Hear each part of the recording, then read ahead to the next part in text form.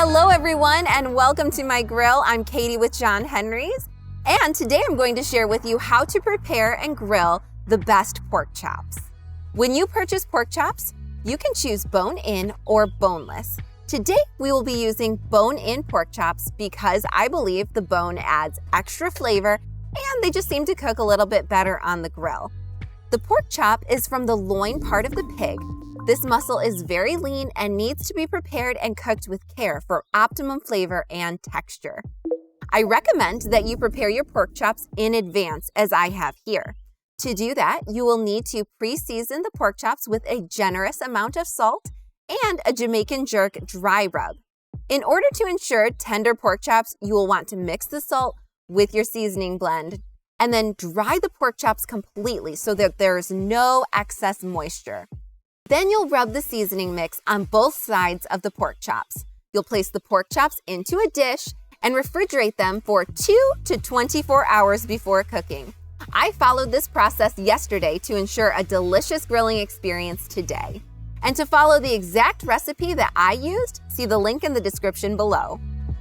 Now that the pork chops have been in the fridge overnight, they are ready for the grill.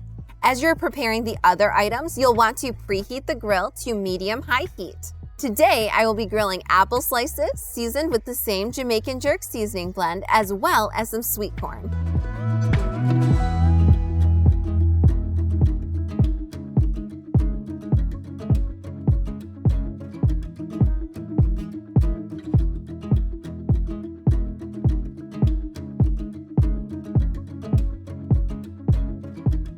Once the prep is done, you'll be ready to place your pork chops and veggies onto the hot grill.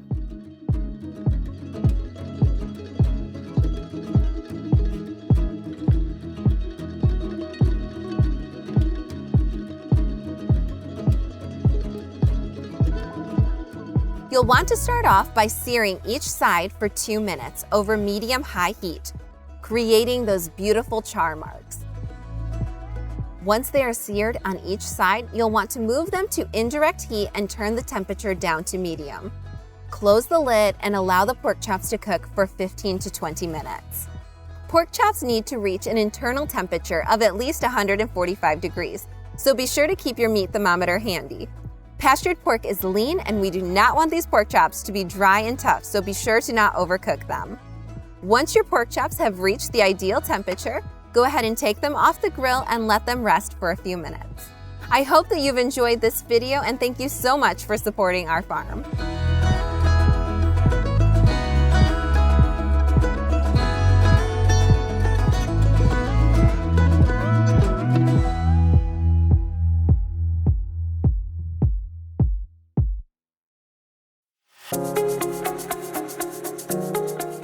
We're so glad that you found our channel. If you like what you see, please hit the subscribe button. And if you want to see more awesome recipes, click the video below.